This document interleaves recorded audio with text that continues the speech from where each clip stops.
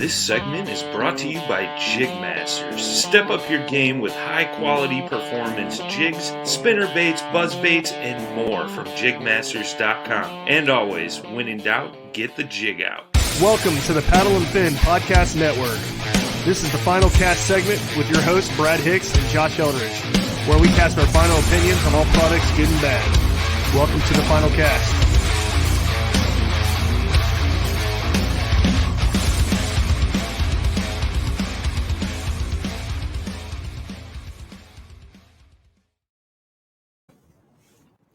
Happy Thursday, everyone. We're back with the final cast on the Paddle and Fin Network. I'm Josh. I'm Brad. And today's guest is Brian Souza of Bizz Baits and Sam Jones. What's up? Baits also. Sam is back. Back in action.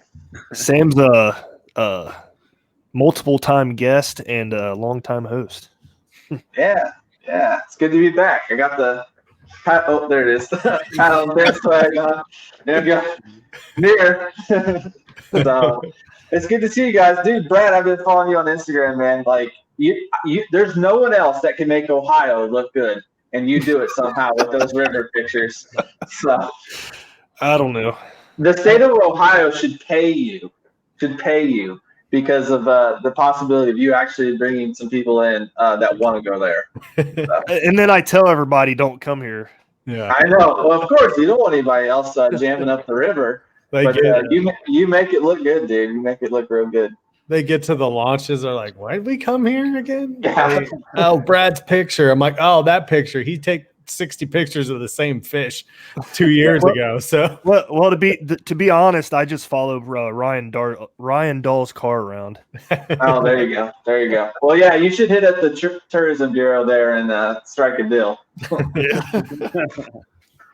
That's funny. Well, we invited Brian and Sam on to talk about Bizz Baits today. So we'll get into that. And if you guys want to go ahead and introduce yourselves, we already know Sam. Sam, you don't need to introduce yourself. Everybody knows Sam. But Brian, go ahead and introduce yourself. Talk about Bizz Baits, how you got started, where you kind of what's your vision with the company is. Yeah, absolutely. Well, first off, like Sam said, I mean, thank you guys for having us on. I know Sam's not the first time comer, but for me, first time on. So thank you guys. I appreciate it. We got started, Bizz Baits, started making baits probably 10 years ago now, which is crazy. I mean, time flies, but started mixing them just like most people do. In spare time, I was originally from outside of Chicago, northwest suburbs. So this time of year, it's freezing. You can't fish, and kind of dove into melting plastic in the basement and all that kind of stuff. And one thing with no vision of starting it as a company, just messing around. And it kind of just took, from one step to the next, and some buddies asking for a few baits, and fast forward a few years and started making them. And I was like, man, I think, maybe I could sell some of these things. It's probably the similar trajectory that a lot of, small guys do, like starting out and pouring a couple baits into a mold. And so, yeah, I mean, fast forward to here, we're outside Charlotte, North Carolina by Lake Norman. Just moved into a warehouse just not too far from the house here with my wife. And, man, we're rocking and rolling. The support out here in the Carolinas has been amazing since we moved out here about 5 years ago. Met some awesome people and meeting tons of people through trade shows. Got to know Sam, obviously, bumping elbows at different places. And, man, I know we're going to dive into it tonight more in detail, but man, that's like a super fast run through from 10 years ago to what we're trying to accomplish now here outside of Charlotte, and just making baits and coming up with new designs. And production now looks a lot different than it did, obviously, when we were first starting out. So sometimes I look back or I see stories on whether it's Snapchat or whatever, where it reminds you like 4 years ago today or 6 years ago today. And I'm just like, wow, like, holy cow, where's this going? So it's fun. It's, like any business, you have your ups and downs, but it's crazy, and we're excited. We're hopefully continue to be taking it like you asked. And yeah, we just really appreciate the support down here in the Southeast and starting to become a little bit more nationwide. We still have a Midwest following, which is awesome. And yeah, we're just trying to take it and make some quality baits and see what we can do. Heck yeah. Sam's the reason for that Midwest. Yeah. No. Well, that's the first time I heard about Bizz Baits was from you. Well, I mean, I definitely am trying to grow it in the Midwest, but the crazy thing about Brian is, and anyone that knows the story has been around long knows, like, he just, anywhere he goes, he seems to always have a gathering around him. So, like, he has a huge support group in Illinois, and then he moves to North Carolina, and, you know, I run the pro staff for us now, and we get so many applications from central northern Illinois and North Carolina and South Carolina. And that's just a testament to who Brian is and the company is and the guys behind Bizz Baits, because everywhere they go, people just seem to follow. You know, you can also tell by looking at the applications where we've done shows in the past, because you just get these pods of people around where we do shows. And that's really not because of Brian. It's mostly because of Ellie, which, you know, we haven't talked about Ellie yet, but she's the main reason why we get groups of guys applying from these shows. But yeah, man, I'm definitely trying to grow it here in the Midwest, but really across the country, and get people exposed to it. And the feedback's been amazing. Definitely. Yeah, that's cool. You mentioned Northwest Illinois too. Mm-hmm. Yeah. Our main guy Brian Schiller here, he's from that area. Whereabouts exactly? Do you know? Poplar Grove. Okay. Yeah. I grew up in Arlington Heights, and my wife's originally from Evanston, Illinois. So yeah, I mean, all right in that whole realm. You know, the Chicagoland show, which is always in Schaumburg, is like a 10-minute drive from where I grew up, parents' house. So funny story about that, actually. The day I met Brian was, I don't know, 3 years ago now. His first KBF trail event for where were we at? We were like out in Oklahoma or something. But Brian was there, and he had Bizz Baits on his truck and his kayak. And so he started talking to me and Alan, and I recognized the Bizz Baits logo, and that was one of the main reasons I went up and started talking to him, and went from there. So, but yeah, he had spent some time around Brian from Bizz Baits at the Schaumburg show. He was telling me about that. So that's exactly how all that kind of circled to be. So that's crazy. Yeah. So how long have you been kayak fishing, Brian? So I was talking about Brian from Paddle and Fin. Oh, okay. I see. Yeah. You a kayak fisherman, or you? I am guilty. So I grew up bass fishing out of a boat. I grew up, so I went to Illinois State in Central Illinois, started the bass fishing team there, had a small little nitro bass boat, competed in national championship and all that kind of fun stuff. Just had a blast getting into the tournament scene from the boat side of things. Came out here to North Carolina, did the same with some friends, but we're heavily involved with some kayak groups down here. I don't know if you guys know, like Queen City Club, that's right here in Charlotte. Benny runs it. Biggest club in the nation, I think. Is it end up being? Wow. I know they're big. Man, we've been so blessed to have them, A, in our backyard, B, the support from all those guys here locally. It's a really fun club to watch. But I want to get more involved, to your point, which is the actual fishing out of a kayak. I think I've been a little bit of a baby with that. I don't have a boat anymore. And so Vinny, who runs that club, is like, dude, I got extra, and, you know, come mess around and this and that. So I do want to get a lot more involved with myself, getting competitively fishing out of a kayak. I've done it just for fun, but not competitively. Nice. I didn't even know that. Yeah. It's so much fun, man. I love it. Yeah. I mean, I've taken a buddy of mine, like a buddy's out before here on Norman, just for fun. One of them, was paddle, and the other was foot drive. But I mean, either way, it is addicting. I mean, it's a whole, I have so much respect for that.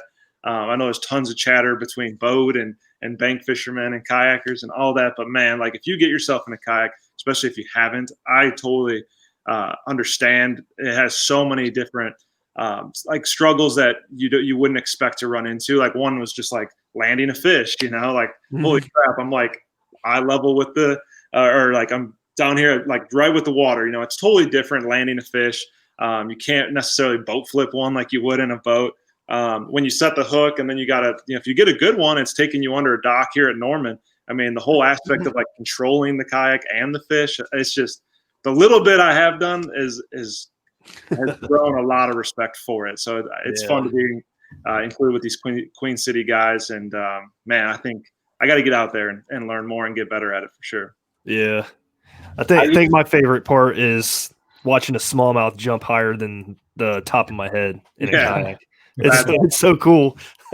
Definitely. Those things will get up there too. Sam wouldn't know that. Okay. All right. It's true. I don't know anything about smallmouth. In fact, I'm pretty sure I have a curse. I swear I'm the only person who can go to Lake St. Clair and only catch largemouth and rock bass. Yeah. If you haven't heard that story, I'm sure it's on a podcast somewhere. I'll tell it another time again. But yeah, ask Dusty about that, man. Fishing the same point as him, same bait, same route, and he's catching smallmouth donkeys, and I'm catching largemouth. It doesn't make sense. Well, but I was listening to Brian talk about it, and I used to compare kayak fishing to bass boat fishing like hunting, even though I don't hunt, so I don't know why. Well, I do know because Chad Hoover uses the analogy all the time, but it's like shotgun hunting versus, bow hunting or archery. But now my favorite analogy to use is it's like bass boat fishing is like going and camping in like a high-end RV, and kayak fishing is like going and camping with a tarp on the ground. So that's pretty much, it's like you're just right there in it, living it, experiencing it, but we're adding tech like crazy. I mean, these kayaks now are really just as decked out as bass boats. They're just smaller versions, so we're putting thousands of dollars of tech on a milk jug versus a fiberglass or metal boat. So yeah, for real. It's been really fun to see, watch the kayak scene grow the way it has. I mean, it's so, I don't know. Like I said, I have a ton of respect for it. I love watching what that whole side of the industry is doing. When I first got involved with Sam, I told him, I'm like, man, I really want to hone in on this. Like, I've met tons of guys like yourself that are, really good in the kayak scene. I am a novice at it, but like, I love what you guys are doing, and just want to be as involved as I can be. So I'm still learning, that's for sure. Heck yeah. So let's get into your baits, man. What was the first one you came up with? Man, so the first bait we came up with, so we started making baits with what I like to call like stock molds that you can find online, again, like many guys do and pour out of. So the first bait that we came up with ever, which I'm trying to see if I have one in front of me, which of course I'm guilty of not having. I got a couple of the newer ones, but is our Bizz bug. So back when I first designed this bait, the beaver style bait was really popular. The Reaction Innovations beaver style flipping bait was really, really popular. And so we wanted to make a beaver craw hybrid. And so when you see that bait, it starts out kind of more like a beaver style bait, finishes off like a craw. Exactly. So that thing goes back, man. It's probably 7-ish years. But wanted to design a flipping bait that gives you the profile of a beaver and has more of a craw type finished look to it. So that was the very first one. And then we had the baby bug, which is what's sitting next to it, just a smaller version that worked out great. And and then the list, we started kind of running off after that. But the first one is the Bizz bug, and it definitely kind of has a special place in your heart when you design your first one from scratch and it comes out the way you want it to be. And man, the whole prototyping process is a whole nother animal. So you actually design the mold and then you pour them yourself? That's correct. Yep. We worked with a mold company based out of Louisiana that makes other bait molds. And this was the first one that was truly our design. And then as we grew, we were obviously, again, very, very, very, very small. And as we grew, the intention was to get out of, having some of these column stock baits. And there's absolutely nothing wrong with them. It's just, as we grew the line, we wanted to have, sorry, we just had a light go out, but as we grew the line, we wanted to have, baits that weren't necessarily something you could find online, and then something you could truly call your own as you grew that line. So that's kind of what we segued to with the rest of the plastics to what you would see on our site now. So going back to creating your own mold, we've talked to guys before. I think this is cool, but we've also talked to other companies where they have people mold it and then they put their logo and stuff on it. Correct. I like how you guys are doing it here because you're actually doing the mold and designing your own baits. How hard is it to come up with a design that's completely different from somebody else's? It's very difficult. I mean, there's a lot of baits out there at this point, lots of companies. There's going to be a lot of, hey, this looks like that, or hey, you copied so-and-so.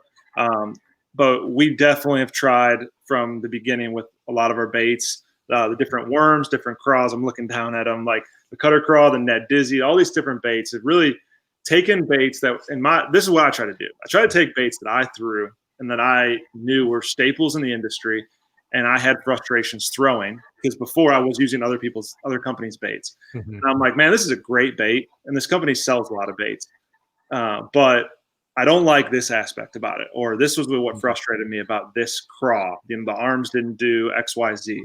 And then as the years went on, I was like, I want to make a craw in that category, like what call it a flapping or swimming craw or finesse worm, whatever the case may be, but like fix maybe what my frustration was in that style of a bait.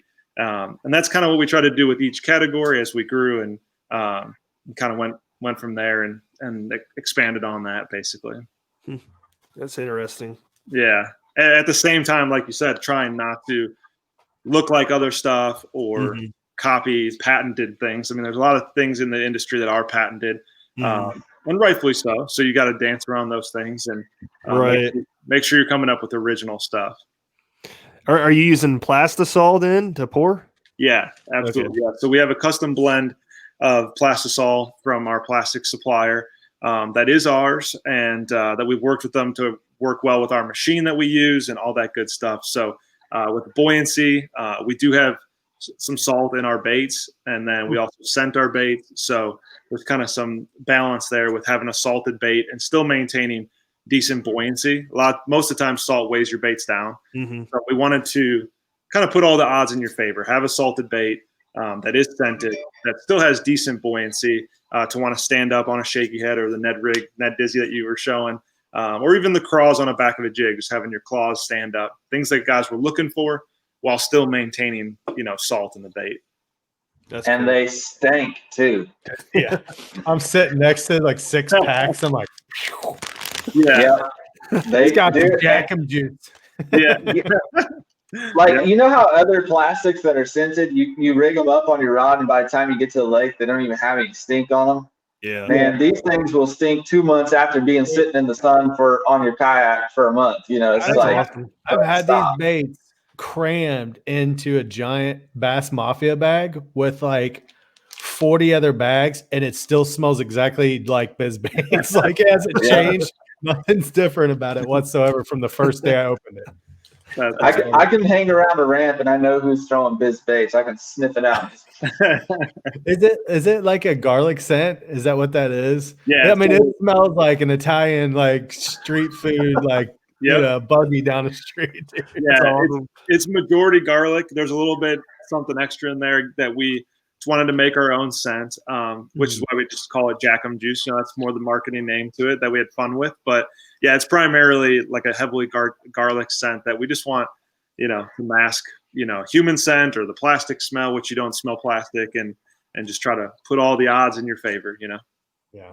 Good idea. Like we were talking before we started, like my favorite bait that I've thrown so far has been the Ned Dizzy. And you gave me 2 of the best colors possible, I think. Awesome. Like I got the like green pumpkin chartreuse. It looks like it's got some black flake in it. Yeah, summer craw. Yeah, and then I got the PB&J, which is actually these 2 baits. I'm like, man, the colors are badass. Like, I appreciate it. And what I really liked about these is not only did I throw these on just like a net head, I threw them on Z-Man's micro jigs, like as a trailer, dude, and it looked badass. Like it looked really good. And what I really liked was because of that buoyancy, that the jigs that I was throwing, they're light.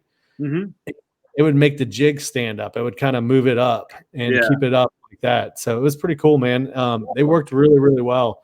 I think I caught a couple smallmouth at St. Clair on it. So you can't beat that. No, not at all. I got to throw this out there though. I mean, and is that another dig at me? Is that no? Sam Jones knows. Sam Jones knows the paddle and fin love affair with Wicked Weights, Wicked Willows, and I threw that, and that was like my key bait the whole time I was down there. Like they just chomped it. So, but that's awesome. Heck yeah. But dude, I'm a big fan of the regular Dizzy Diamond. If anybody's not familiar, Dizzy Diamond is a it's basically kind of like a trick worm. Little bump. It's the ones I got are 6 inches. They're a little bit longer than the ones I normally buy. But it's a shaky head worm, and I really like these too. I've only thrown shaky heads a couple times, and it's usually when I'm fishing like largemouth. And I threw it when I went and visited Brian. That was the first time I got to throw a shaky head. So I gave these a shot this year, but I actually didn't fish a lot of places where I think it would have, really kind of benefit more. But I really like how buoyant they are. Like even for like a 6 inch, like trick worm in a sense, like they stand up really, really well. And it looks good because when it was bouncing, you could see it like snake almost, like the tail kind of like shoots up, and it looks good, man. Awesome. I mean, that color right there is awesome too. Yeah. So that color there, sprayed grass. It's definitely that's the one I got here. Top seller. Yeah. Yeah. So the Dizzy Diamond was my introduction to the brand. Before I'd ever even met Brian, I was throwing the Dizzy Diamond, and I've continued to explore what all that thing can do. And it's awesome. I mean, on a shaky head, like you said, that's how I originally threw it. Probably didn't try anything new other than that for over a year of throwing it. And then I started playing with it as a jig trailer. It's a great jig trailer. Just like you were talking about with the Ned Dizzy on a larger profile jig. It does the same thing. And then it's killer on a Nico. It's an amazing Nico bait. That's good to know. Good to know, because that's going to be my technique for this year. I might have to get some of this. And then I'll tell you, for the Midwest guys, actually, really, I haven't gone anywhere yet where this color doesn't work. And I almost don't want to say this out loud, but Green Pumpkin Magic is such a money color. Bring that color up, Brad. Anywhere you go, it is. It's phenomenal. And it works on cloudy days. It works on sunny days. It just produces everywhere you go. I don't know what it is about it, because you guys have talked to me before, and I've told you, like, I don't get into the color game. Like, I'm pretty straightforward. And Brian is the one that put me on, because I always just got Green Pumpkin, Blue Flake, or Red Flake, or just straight Green Pumpkin. He's like, "Have you tried Magic yet?" I was like, "No, I haven't." So he sends me a couple of bags, and that's the only color I need anymore. It's like stupid good. That's awesome. Anytime I hear your name, I think of the shaky head, by the way. I know, Sam Jones automatically. Sam Jones and Brian Schiller, because Brian was like, he throws it a lot, especially on his home lake. So, well, it's true. I mean, I always have a shaky head tied on, and I will say it's starting to trend towards the Nico. But I always have a shaky head tied on, and I always have that Wicked Willow with a swim bait on. It never fails. So, but yeah, I am starting to leave the shaky head, except for when I'm throwing a big one. So with the new, which we haven't talked about it yet, but there's three styles in the Dizzy lineup. So Brian's got it right there. So the Mag Dizzy. We introduced that at the Classic, 2 years ago now? Yeah. Or was it a year? Yeah, 2 years ago now. Man, it's crazy how time flies. I know. And just a larger profile version. It's got some meat to it, and I throw that on like a 1/2 ounce, 3/4, and even a 1 ounce jig, regular jig, or football jig. So that's generally when I'm throwing a shaky head anymore. It's anywhere from a 3/8 to a 1 ounce with the big worm, and then I'm Nico fishing the Dizzy Diamond. And what I love about that Nico rig is it works in all cover, including grass, really, really well. It comes through it real clean. So, but yeah, it's just a phenomenal series, and that's just one of the series that we have. Yeah, that's what drew me in, and then the cutter crawl, that was the next one. So, Brad, will you bring up the Dizzies again, the color ones that you had up? I want to see if you can actually play the video of it. Oh yeah. So people can kind of get understand what we're talking about with the action of it. But yeah, that'll be under the Dizzy Diamond page. I got it. I can share what it too. I like too that you guys are doing is that, you know, you're coming out with versions of your bait, you've got the Dizzy Diamond, you've got the mag version, and then you also have like the Ned version. Yeah. And that's pretty cool because I mean you'll get your size profiles from like 5 to 3 and 3/4 and maybe a 2. But I mean, you're kind of covering the entire spectrum. And that's pretty cool because a lot of people are like, man, I really like this bait. And I think it'd work great on smallmouth, but it's a 5-inch crawl. And it just, you know what I mean? Exactly. I mean, it'll get hit. Don't get me wrong, but it's not going to. I mean, they've done studies where they're like smallmouth will eat little crawls all day long and actually avoid bigger ones. Like the baby Bizz is like that, or the Bizz bug. That thing is awesome. The small version of it. Because a lot of times when you find beaver style baits, they tend to be really on the big side. I mean, I know Reaction Innovations made a small one, and that's kind of where I really got into throwing those. But yeah, see, like when that thing snaps up, it like twirls and like it looks good. Oh, yeah, man. that is cool.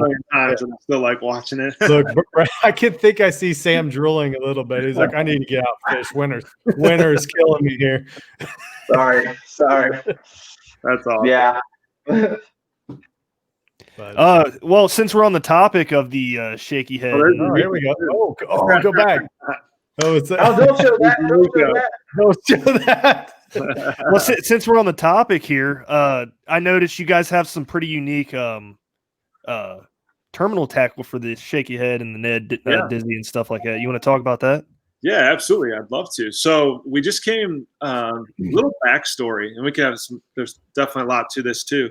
So there's a company locally here called True South Custom Lures, and as Sam and I have been talking and expanding on Bizz baits, I mean, it made sense to start offering complimentary products for these the whole Dizzy series, you know, the Ned Dizzy, this regular Dizzy Diamond, the Mag Dizzy.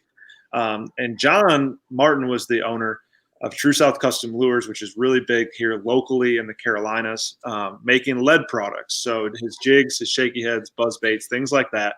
And we'd been friends through a couple of trade shows and over the years just talking. I mean, I personally used his stuff to pair up our stuff. And, you know, this last year I was like, man, I want to start designing our own stand-up style shaky head to complement the Dizzy and kind of start getting into that realm. And this year I was started brainstorming that, and then it dawned on me, I'm like, I want to touch base with John. You know, we've been good buddies for a while. I don't want him to feel like we're necessarily trying to step on his toes here in the market. And I brought it up to him about a year ago. And even back then, he's like, dude, do what you need to do, man. It's just you know, shaky head. I get it, blah, blah.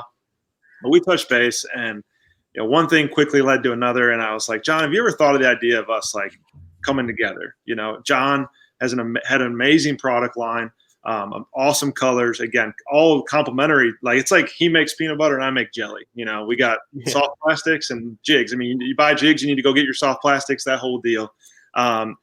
And so I talked to him for a while, and I was like, you know, John, like, you ever thought of the idea of us maybe coming together and really trying to blow this up? At the time, he was talking about, you know, the growth he was having, but also some tremendous struggles and frustrations he had, you know, keeping up with some things.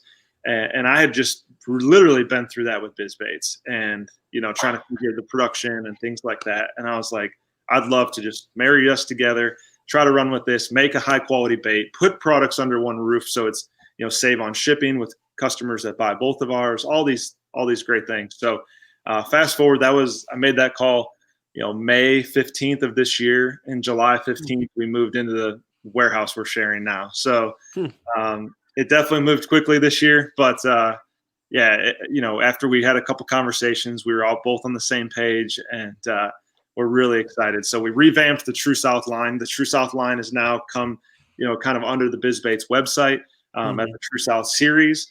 And that kind of spells into your question here with what we launched now is the Straight Up series from True South, which is a stand-up style shaky head. But there's a couple of unique things we've done to this head that is hard to even tell from just a picture here. But a lot of your hooks will have a 60-degree shaky head hook in them. And so one thing you can do, you can take a 90-degree hook, which will go completely vertical off the eye of the hook, like a spot remover jig. Or you'll have your 60-degree basic hook that will be in most of your shaky heads. So to help these baits like ours that do stand up, but to really help ours, and if you decide to use the True South shaky head with something else, help it stand up, I wanted to first take that 60-degree eye and bring it up another like 8 degrees. And so when that bait is trying to pull that hook back down, just the angle of that hook will help your plastic. Obviously, Bizz Baits will do that a little bit better because of what we talked about. But nonetheless, that was the design behind that shaky head, is to just change that angle of the 60-degree hook and bring it up a little bit more with your plastic. There's a little bit more of a wedge shape to the back. There's a teardrop shape that kind of gives that wedge. So like if that plastic wants to pull against it, the back of that head really wants to help that head still stand up. All those great things. We just wanted to make an awesome stand-up head. And when we got with John and True South, he had a Magnum head that was great for the Mag Dizzy, like Sam was talking about. And then we're like, man, instead of just having like a mushroom Ned rig head that many companies offer, just a regular mushroom, I was like, let's just take our straight up Ned, make it flush on the top, because on Ned rig hooks, you want them to, that plastic to meet flush with that head. And let's have our straight up Ned, our straight up shaky, and then our straight up Mag shaky. And that's what you're seeing here, is something that'll complement all 3 sizes of our dizzies that we just talked about. And you can just pair those up nicely with different weights and make sure that your plastic is fit perfect with the type head you should be using. Yeah, the head is what caught my eye the most. Yeah. Like I like that everybody's coming out with all these different heads. It's just it's unique. I like unique stuff like that, and just the design of the head. I was just like, it caught my eye. I was like, that's cool. I want to get me some of this. Definitely. Yeah, I've kind of seen the same sort of, not the same style head, but the same kind of idea where people are putting 2 wires on the bottom of the head, like kind of sticking out. But I'm like always like, man, that just looks like it wants to get caught in every little tiny blade of grass, Definitely. So I like that head design, man. That looks good. It looks like it would work well. Thank you. Yeah, we it's something we did a lot of prototyping with, and I know we touched on that with the plastics. I mean, man, it's you have an idea, and then you get it prototyped, and then it doesn't turn out exactly what you're hoping. You make tweaks and you do it, and it's like you press repeat 3 times, and you just try not to settle. You want to make sure you get the design where you want it before you take this thing to market, and obviously offer it to fishermen on either realm, the lead stuff or the soft plastic stuff. And when you're finally there, you can take a deep breath and be like, all right, this is what we wanted, and it's doing what we wanted it to do. So, we're super pumped about the Straight Up series. I mean, really, people have only known about it for 2 months with the combination and merger with True South coming in with us. So, I mean, this is definitely a new head. Guys took advantage of it during Black Friday and things like that, but really hasn't been fished by the public too much until this coming year. Interesting. Yeah. That's cool. Yeah, we're excited. We'll see how the guys enjoy it. I mean, we've already had pictures sent in. We got to get some more to Sam too, so you can mess around with the different shapes and sizes. But we'll see. I'm excited to see all the different fish catches on these things this coming year. Yeah. I'm sitting here looking at the website, and I saw the Pad Daddy. Yeah, that's Sam. That's one of your baits, isn't it? Yeah. Brad knows all my baits apparently, so it's pretty. I creep on you, dude. That's all right. That's all right. No, yeah, I'm obsessed with that thing. Kind of like the the Dizzy Diamond, you know, the thing about that Pad Daddy, where other frogs fail, is they want to roll over, and when they roll over, they're done. That retrieve is done. If a frog or if a bass blows up on it while it's rolled over like that, you're probably not going to get it. The thing that impressed me right away about the Pad Daddy was that even if it did roll, it wanted to come back true always. And that has to do with the shape of the belly that Brian and the team kind of put in there. The other thing that's great about it is it can be fished in really, really nasty stuff because of the raised ribs on the back there. Your hook is exposed, but it's protected almost like a weed guard on a jig. Like the hook point is? Yeah, exactly. Because if you look at that, at those ribs on that bait, your hook point is going to sit just inside there. And it's still soft enough that it mashes down real easy. But surprisingly, the two things that I learned about it after noticing those things right up front was how well it skipped. You can skip this thing a mile. Even if you're not great at skipping, you can still skip this thing a mile. So when you're talking about flooded brush where you've got some overhanging brush and stuff like that, docks, any type of hanging cover that you can get a bait under, it's absolutely money. And then it works at all speed retrieves. You can reel it really slow and almost get, like that real slow plop you get on a whopper plopper, you just barely getting it going, and you can get like that kind of a speed retrieve on it, but you can burn this thing like super fast. Take your highest gear ratio reel and just go to town on it.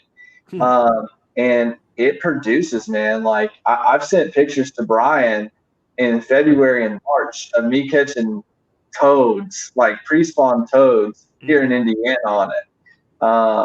It's a money little bait. I throw that more than any other frog. The only other time I'm throwing a different frog is like on a buzzbait. That frog's a little too bulky. It's not designed to be on the back of a buzzbait. And the only other time that I don't even pick up a spro frog hardly at all anymore. The only time I do is when you get that real slimy moss stuff that kind of gets too gunked up on a frog, a swimming frog like that. Or I'll throw it when I'm throwing that on top of mats and stuff and grass and whatnot. If I get a couple blow-ups and they keep missing it for whatever reason, then I might throw a spro or a sassy stick is actually my normal follow-up. But sometimes I'll throw like a spro frog in there and just sit it in the hole and kind of dance it. But otherwise, yeah, I'll go behind guys that are throwing spros and other stuff, and I whack them on that thing. I love it. Yeah, it's my new favorite way to throw frogs now after last year, dude. But I have to try those out because that was – what kind of terminal tackle are you using for it? I already know. Yeah, so we sell a hook for it already. It's the perfect hook for it. It's a single hook, not like your two barbed frog hooks you see from other brands. I believe it's a 3/0. I don't know, right? It's a 3/0 or 4/0. Dude, it's actually a 5, which is crazy. It sits in there. Sits in there. It just sits in my box. I don't even know anymore. But I literally have a box just for these things. And yeah, so then I throw a 50-pound braid, high gear ratio reel. And the rod depends on the vegetation that I'm throwing it around. If it's open water, a 7 to 7.6 medium heavy's fine. If I'm around any type of real vegetation where I got to fight a fish, I'm going to go with a 7.6 rod, something heavy. So, yeah. You also dropped some juice last time you were on here for the Wicked Weights episode. I believe you said the Pad Daddy and the Wicked Willow. Yeah. I've been wanting to try it ever since. Yeah, so because of the way this frog is built and because you can burn it so fast, you can throw it on a pretty decent weighted hook. And again, a lot of frogs, you have to throw a weighted hook just to keep them true. But the problem with it is it really limits you. To have to throw, like, retrieve it fast, right? Because Yeah, you have to retrieve it really, really fast. And what's great about the Pad Daddy is sometimes that's the key. That's what you want to do, so you can do that. But you can also still slow it down because it's meaty enough and it's buoyant enough that it'll hold, a weighted hook, or like we were talking about in the Wicked Weights episode, the Wicked Willow, which is a weighted spinner bait or a weighted swim bait hook. Actually, I didn't come up with that. Some guys out in Texas came up with that, and I kind of used it, and it worked really, really well. So I'm gonna have to try it. Yeah, me too. yeah, Looks cool. it is. It's good. It works. I mean, the Pad Daddy kills it, man. Nighttime, daytime, anytime. So there's only 3 colors that I typically throw: white, black, and then the natural color, as we call it, is kind of that greenish chartreuse belly. And the natural I'll throw in clear water, open water situations, especially when I feel like they're feeding on bluegill. And then when I'm in heavy matted stuff, I'm throwing white or black. If it's a well lit night, full moon, a lot of natural light coming in, I throw the white. And if it is dark and cloudy, I typically throw the black. Now, depending on the body of water, sometimes that can flip flop just because it seems like the fish. But I just carry those 3 colors, and I'll go through them until I usually get bit. But that's the scenarios that I just gave are typically what I find. So, and I do like how you mentioned at the very beginning, this bait doesn't flip over. I've used other baits that have flipped over, and I just gave up on it. So I never really threw a soft body frog. And that's the staple with it. And a little pro tip, because I know Sam's spilling some juice, but I'll tell you something about the Pad Daddy that you don't think about. But what you just said is the main, call it, selling feature. But what makes that bait so special is that rounded belly that wants to stay belly down once it's rigged right. But you get a lot of toads that'll flip over. And when you're coming through stuff, this frog, like as it comes over grass, it may flip for a second and go over. But when it hits open water, it'll correct itself. And a lot of times you get that blow up then. But it is fun to watch. Like in the natural color, it has a gold belly. So you'll see that gold flash, and then you'll see it go away. And you're like, yeah, the frog's running the way it should, which is awesome. For a hookup ratio, I mean, that we've all set the hook on a frog and had that thing flying back at us a million times. So it's just trying to, increase that hookup ratio. But little thing we do here too, just for like a tip in fishing, like down here in the Carolinas, Lake Norman, there's no grass. There's almost no vegetation or trees. It's all docks. And so in the fall, guys are chucking the heck out of that whopper plopper. And so one thing I got into with a buddy of mine is like that, like Sam was saying, is like that different cadence. Like they're looking for that topwater bait in the fall to get dialed in on. But that Pad Daddy, when you reel it, like you don't want to take a couple casts to find like the sweet spot, I like to call it, but you can burn it and it's going to kick water, and you can crawl that thing and it's just going to like keep moving water, but not churn, but just move water. But then there's a sweet spot in the middle where you'll hear those feet just get like pop, pop, pop, pop, pop, pop, pop, pop, and you're like, oh, that's right there. Yeah. So you'll get that same bump. About that time. You'll get that same cadence out of the toad, but it sounds a little different than your plopper. And something Sam glazed over on was like that profile of that frog is slender, and that thing skips so well. So we'll here on Norman, like you can take this thing and sling it under docks, and it'll be like skip, skip, skip, skip, and you can't even see the frog. And you start getting in that cadence, and you'll hear like pop, pop, pop, pop, pop, pop, and you can't even see it. And all of a sudden it's like, poof. But you can get that bait in areas and places by skipping it that you can't really get these whopper ploppers, at least in the, sometimes in these areas in the Carolinas around docks and stuff. So it's just something that guys can really play differently in the fall, or whenever a whopper plopper's playing a role and they want a little different cadence. Like that's something I'd suggest if guys want to try something different. Yeah.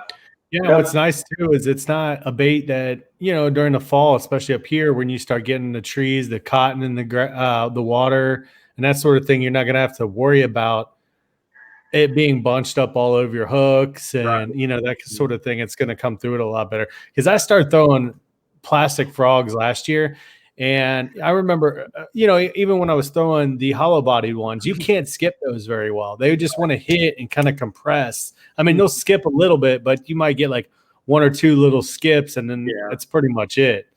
But I really liked throwing the plastic frog last year. I did that, and I hadn't fished topwater at all last year except towards, I think, the fall. And when I did that, as soon as Sam started talking about the ability to kind of slow roll it a little bit more than what you normally would see, that was the thing I was frustrated with, because I'm like, all right, here I am throwing in the muck. I've got this broomstick, rod, and I can't throw this thing without any weight on it at all. I probably can, but I'm not casting it very far. Right. And so I had to put a belly weighted, EWG on it.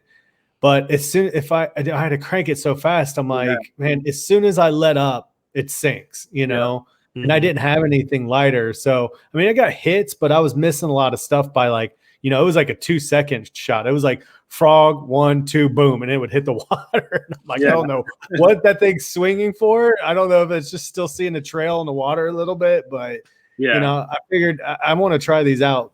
I'm excited about them because I want the ability to slow down some with the weight, Definitely. And don't sleep on these things until summer or fall. I mean, I'm telling you. I remember last year you talking about it, dude. In February, you sent us the pictures. Like, I caught it on a frog, 45-degree water. Yeah. So here's the thing: by midsummer, every fish in every pond across America has seen a frog 1,000 times. Most of those frogs are going to be spros, right? Spros catch fish. There's no denying it. But so you start throwing something like this, a little bit different, has that different action, that different style to it, that immediately they haven't been jacked by that 50 times. So they're going to be more apt to hit it. But when you think about it,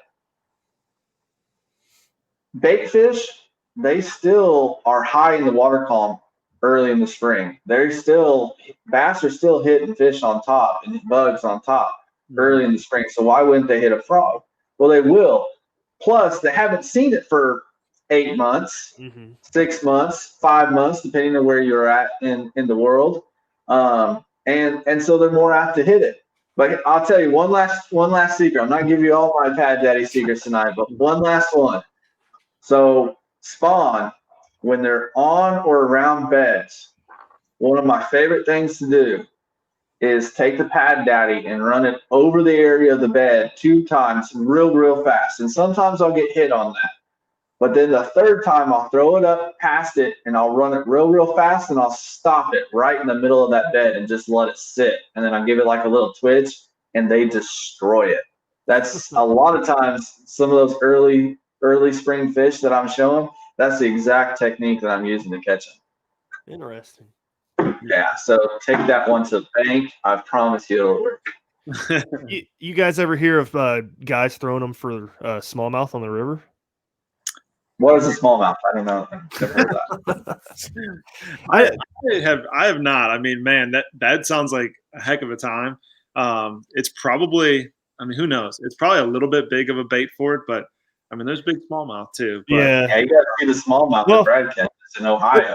The only reason I asked that is because I saw a video of Chad Hoover fishing some river in Tennessee using a horny toad. Oh, dang. And he was catching smallmouth. That was staged. That was staged. It didn't happen. That's fun. I've wanted to do that ever since I saw that video. Yeah. Well, they'll hit a whopper plopper. I mean, yeah. I'm tired of that thing, though. I retired the whopper plopper last year. I'm done. We'll get you some Pad Daddies. You have to catch a small 20-inch smallmouth on that. Maybe you make a small version of that. Yeah, small version, and then we're a little. We can drop some secrets. So. Oh man! Oh wow! So we're something that the True South line is really known for is a buzz frame. Like Sam said, the Pad Daddy, and I'll say this too. Like Pad Daddy is not the right frog to put onto a frame. that hook slot and the way that shoulders are made, and most boot feet style frogs, the feet will overpower it, and it'll make that buzzbait want to roll. So that Pad Daddy is amazing the way it is, and what we just talked about for a few minutes, but it is not the right frog to thread on a buzz frame to do that technique. So we may be working on a frog to fit on something like this. So that's cool. Yeah, so we're excited. Taking some of the same characteristics, obviously, that make the Pad Daddy the great frog it is, but changing some aspects so that it is properly used to push on to, John may, the True South line has the V-twin version of this, which is a two-bladed frame. This is a white cutter craw on there, but that you can thread a frog onto it, and a single frame to also put a frog onto. So it would only make sense for us to start working on something that, would be a frog that we could push on ourselves. So was that Sam's idea? I know Sam likes to throw buzz baits like that with soft plastics on it. So if you're not doing it, you got to give it a shot. I'm telling you, it is money. It does have its time and place for sure. And right now, the cutter crawl is an amazing buzzbait trailer, especially for your larger buzzbaits. It even works well on a finesse buzzbait. But that right there is a killer buzzbait trailer. Again, green pumpkin magic crawl.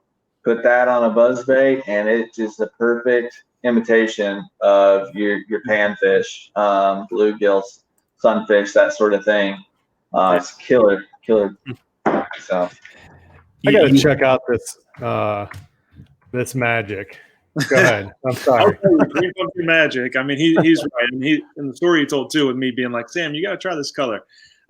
Even from, a popularity in the industry type color. We all know green pumpkin, black and blue, right? Yeah. And then green pumpkin blue for many years, like the last 5 years, green pumpkin blue was kind of like fighting green pumpkin in terms of like, at least what we saw sales wise and industry. And then these last 2 years, magic's always been around. It's this holographic silver flake, but in the brown green pumpkin, it appears goldish, but it's a holographic silver flake. Zoom's been making it, we've been making it. And then all of a sudden, dude, green pumpkin magic is like, it's close, if not our top selling color over green, just regular green pumpkin. And so, yeah, it's just funny to watch the industry and which way colors are going. And when you sell baits, you see what local guys that really know how to catch fish, what colors they're buying. So I enjoy kind of looking at people's orders and stuff. But he's right. I mean, green pumpkin magic, a lot of people are catching a lot of fish on that color all over the country. Yeah. I'll say this about Brian too, real quick. Like, we're spending a lot of time talking about the different styles of baits and how to fish them and stuff. But Brian is a mastermind when it comes to the creation of these colors and the mix of his plastic and all that. Like, he's a true scientist when it comes to that. So, I mean, you could probably do a whole 2-hour episode with him on just that topic alone. And he's so passionate about talking about the baits and the styles of them. He doesn't spend a whole lot of time talking about the science behind it, but you get little glimpses of it. Like just then when he's talking about the flake, a lot of people have no idea that stuff goes into there. They just think it's a green flake that gets poured in, but it's not. There's a ratio, there's a mix, there's a particular types of flake. Like it's a mad scientist, dude. He really is. It's pretty cool to talk to him about it and even see him in action. Well, that's interesting because we've talked to a bunch of people that make their own baits and stuff, but that question has never come up, like colors. We've never really talked to that about anybody. Yeah. So I don't know if you can elaborate a little bit more on it, but So one thing, one thing that, tomorrow, it's funny, tomorrow on the to-do list is we're a couple new colors we're looking to release this year. So on the to-do list tomorrow is to formulate some colors that we want. Saturday morning dawn on the. Oh, sorry.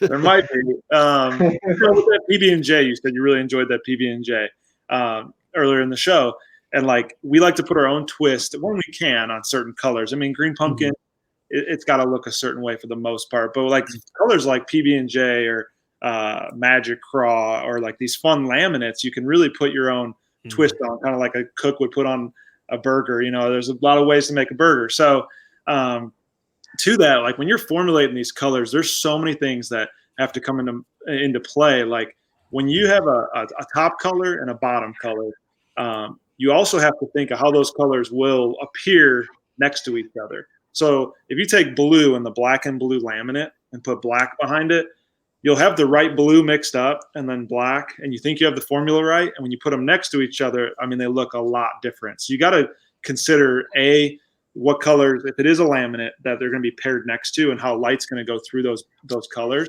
Mm-hmm. And then the second is obviously glitter. I mean, you can see it. And a simple example is take like green pumpkin and then some variations of it. So green pumpkin and green pumpkin blue, and then green pumpkin orange. If you see like green pumpkin blue, the bait appears more green. But if you think about it, the blue flake is reflecting light, and blue and yellow make green. So it's just appearing to be a little bit greener than your regular green pumpkin. And then flip it to the orange, right? Like your green pumpkin orange looks like browner and a little bit more rusty. And like, you're like, why is that? And actually, it's really just the flake, the orange flake reflecting that orange light and giving it that rusty look. So formulating these colors, deciding what glitters go in them or what you're shooting for, and going back to the PB&J, you see on the bottom side of it, it's got tons of purple flake. There's actually like a money violet small flake in it next time you see the bottom side of that PB&J. But what the purple will look like on that pumpkin seed belly, like, it's fun, man. It is fun sometimes pulling your hair out to get the formulas right. And then once they're good, you can often run with them. Yeah. I mean, yeah, these are all cool colors. For Have sure. you tried to mix the peanut butter and the chartreuse yet, like in a summer crawl? I wonder if that would bleed bad. So mixing them or put them or just use them as next to each other. I haven't. It probably wouldn't look. That probably look pretty good. Yeah. So there's the PB&J. Clicking on it might even clear it up. But either way, you can see there's like little red flake on the pumpkin seed side with large black flake. Tons and tons of large purple flake on the bottom. And fun fact of that too. And if there's guys that watch and make baits, they'll learn something here too. But you would think there's tons of purple dye. It's not. There's actually almost zero purple pigment in the bottom of that bait. It's mostly just a little bit of a smoke, which would be like a few drops of black or a ratio of black. But if you were to cut that purple and only see it, it looks like smoke purple. But all that purple flake reflecting light shows you that purple side. Magic Crawl is another one. That pearl blue takes some work. Obviously Magic Crawl is a staple in this industry, but every company kind of does their pearl blue on the bottom of Magic Crawl a little bit differently. It's a good color. Yeah. It's like I said, it's fun. Sometimes you really think you're going to get a color right. Like, oh, I just got to do this and put this glitter in it. And then 6 more tries down the road, you're like, geez, I just want to get this color right. Like methylate, for example, like simple methylate. If you guys are familiar with that super bright orangish look from Zoom, that guy's throwing a finesse worm. I mean, I bought the pigment and it took me like 6 times to get it right, and it has no glitter in it. I'm like, why is it so difficult?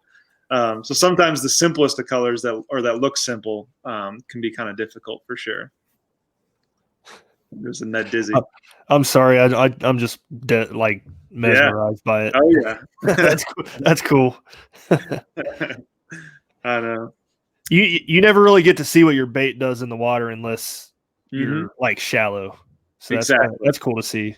For sure. And that's why we do the videos. Sometimes people see, we have a couple Facebook promos showing some of these videos, and it's like, you can tell someone something, but why not just show them? And I think showing kind of solidifies like the faith in the baits, hopefully the company and what we're doing, all those things, instead of just telling you like, hey, we make a great bait. And you're like, yeah, so does 50 other companies. Like, so we try when we can to make a video and at least do the best we can to show you hopefully what it's doing underwater. Sweet. Yeah. Well, man, we covered a lot. That was fun. Definitely.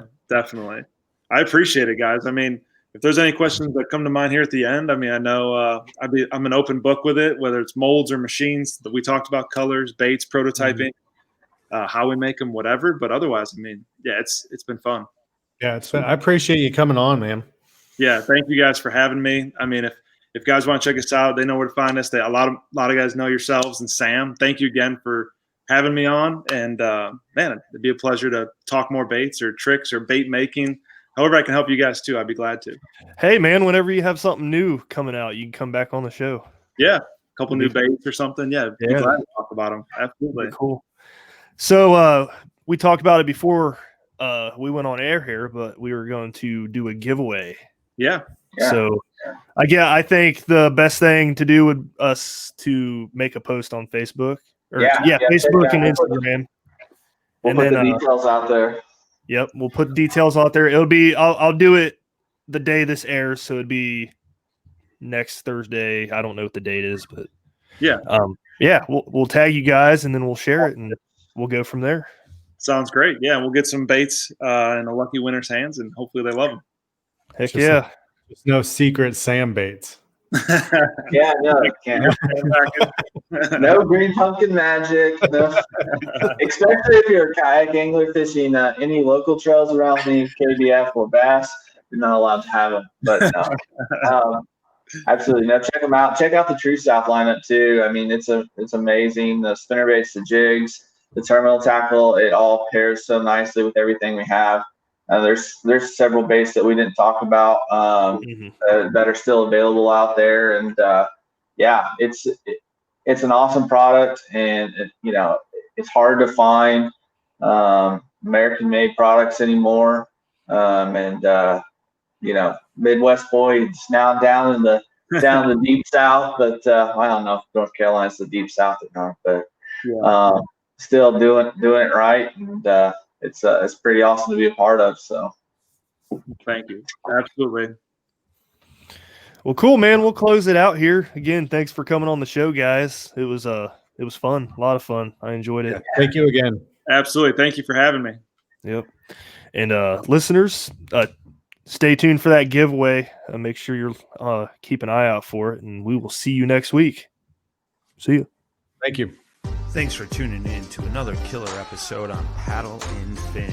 Don't forget to go check out our website at paddle_and_fin.com. Don't forget to check out the YouTube channel at Paddle and Fin. If you got a question, comment, want to hear from a future guest on a future episode, feel free to email us at paddle_and_fin@gmail.com. Don't forget to follow us on social media at Paddle and Fin on Facebook and Instagram. Shout out to our show supporters, Angler. The Angler button and app just makes for a better time on the water and creates a virtual logbook for every fishing outing out on the water. Shout out to Rocktown Adventures, located in northern Illinois, for all your kayaking, camping, and hiking needs. Shout out to Jig Masters Jigs. When in doubt, get the jig out. Go to jigmasters.com